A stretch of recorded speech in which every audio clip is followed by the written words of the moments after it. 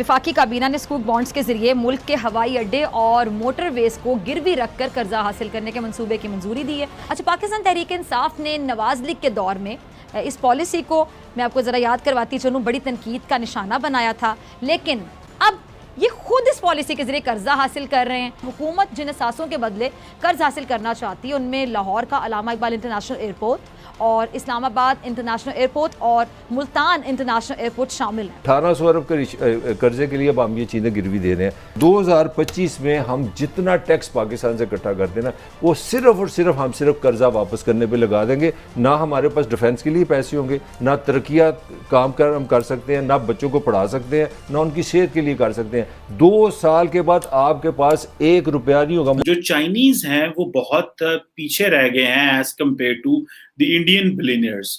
और मैं देख रहा था कि जो मुकेश अंबानी हैं वो जो है वो एशिया के सबसे अमीर आदमी हैं। नमस्कार दोस्तों, जय हिंद। हिंदुस्तान स्पेशल में आपका स्वागत है दोस्तों। खस्ता हालत पाकिस्तानी अर्थव्यवस्था की सेहत लगातार बद से बदतर होती चली जा रही है। हालत यह है कि पाकिस्तान सरकार को अब अपनी सड़कें, एयरपोर्ट भी गिरवी रखने पड़ रहे हैं। इस कड़ी में इमरान खान ने आधा दर्जन से अधिक सार्वजनिक परिवहन संबंधी संपत्तियों के बदले कर्ज ले लिया है। इस्लामाबाद एक्सप्रेसवे, इस्लामाबाद पेशावर मोटरवे और इस्लामाबाद लाहौर और मुल्तान के एयरपोर्ट गिरवी रख दिए गए हैं, क्योंकि पाकिस्तान की अर्थव्यवस्था दिन प्रतिदिन गिरती चली जा रही है और खर्चे पूरे करने के लिए इमरान खान देश की संपत्तियों को एक एक करके गिरवी रखता चला जा रहा है। फिजा अकबर खान अपने देश की इस खस्ता हालत को देखकर बहुत दुखी नजर आ रही है। वफाकी काबीना ने स्कूक बॉन्ड्स के जरिए मुल्क के हवाई अड्डे और मोटरवेज को गिरवी रखकर कर्जा हासिल करने के मंसूबे की मंजूरी दी है। तहरीक इंसाफ की हुकूमत की जानिब से इस्लामी उसूलों से मुताबिकत रखने वाले इस स्कूक बॉन्ड के जरिए पैसा हासिल करने का मकसद मुल्क के बजट खसारे को सहारा देना है। तहरीक इंसाफ की हुकूमत मुल्क की पहली हुकूमत नहीं है जो स्कूक बॉन्ड के जरिए कर्जा हासिल करने की जो पॉलिसी है उस पर कारबंद है। पाकिस्तान तहरीक इंसाफ ने नवाज लीग के दौर में इस पॉलिसी को, मैं आपको ज़रा याद करवाती चलूँ, बड़ी तनकीद का निशाना बनाया था, लेकिन अब ये खुद इस पॉलिसी के जरिए कर्जा हासिल कर रहे हैं, तो बहुत से लोग अब इनको तनकीद का निशाना बना रहे हैं।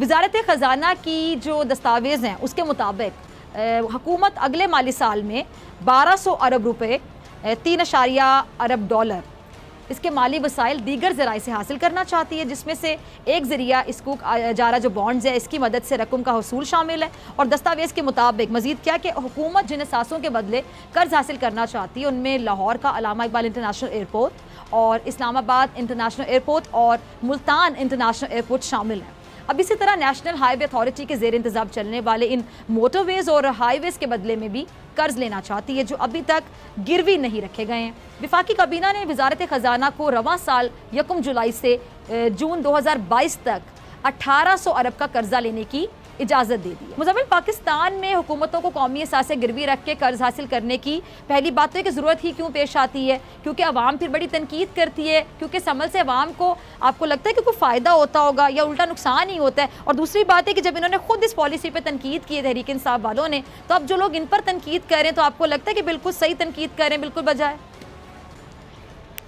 फिजा मैं आपको 2 मिसालें दूंगा और एक मिसाल थोड़ी सी 18 एंड अबव वाली है और एक बिल्कुल कॉमन वाली है, तो थोड़े हौसले से सुनिएगा 18 एंड अबव वाली, ठीक है ना। दोनों में फर्क क्या है? एक निकाह का फर्क है, ठीक है ना, हलाल और हराम में एक निकाह का फर्क है, ठीक है जी। इसी तरीके से आप जब जी ठीक है, इसी तरीके से जब से पाकिस्तान बना है, आप हर कोई ऐसा दिन हमने मिस नहीं किया जिस दिन हमने कर्जा ना लिया हो हमारी हुकूमतों ने। आगे चलते हैं। अच्छा, कर्जा लेना बाकी कोई बुरी बात नहीं है मुज़म्मिल, आपने भी कहा, लेकिन कर्जा लेने के बाद बात ये कि क्या मंसूबे लगाए जाते हैं। किसी का भी दौरा हुकूमत हो, पीपल्स पार्टी का दौरा आप याद कर लें, आप मुस्लिम लीग नून, अब या ये PTI, तो मुझे बताइएगा कि ये जो अभी मौजूदा हुकूमत के 3 साल पूरे हो रहे हैं, ये कौन सा बड़ा मंसूबा अब तक मुकम्मल इन्होंने किया? देखिए, बात तो ये है कि इन बेचारों को मंसूबा लगाने तक की तो नौबत पे पहुंचे ही नहीं है। आज की जो खबर है, जो गिरवी हम रखने पे मजबूर हो गए, आपका इलाका भी उसमें आ गया, जो चकवाल इस्लामाबाद चकवाल नहीं जे गिरवी हो सकता, पूरा मुल्क हो सकता जे झूठ जे मैं नहीं मानता, मैं झूठे। अब चकवाल गिरवी हो ही नहीं सकता। मैं आपको जो मतलब क्योंकि मेरा दोस्त काजी सईद वहां रहता वहां के यार, अब तो मुझे लाहौर में रहते हुए बात है, काजी सईद साहब चकवाल गिरवी इन हालात में नहीं हो सकता जब तक काजी सईद मुल्तान एयरपोर्ट भी है, उसमें मैं रहायशी लाहौर हूँ। नहीं अच्छा, एक छोटी सी बात मैं करना चाह रहा हूँ, जो हम जिस तरफ जा रहे हैं, ये ना इमरान खान का मसला है, ना पंजाब का, ना कराची, ये पाकिस्तान का मसला है। जिस तरह ये 1800 अरब लेना है हमने, 1800 अरब कर्जे के लिए अब हम ये चीज़ें गिरवी दे रहे हैं, वो हम उस बहस में नहीं जाते कि नवाज शरीफ अच्छा था बुरा था।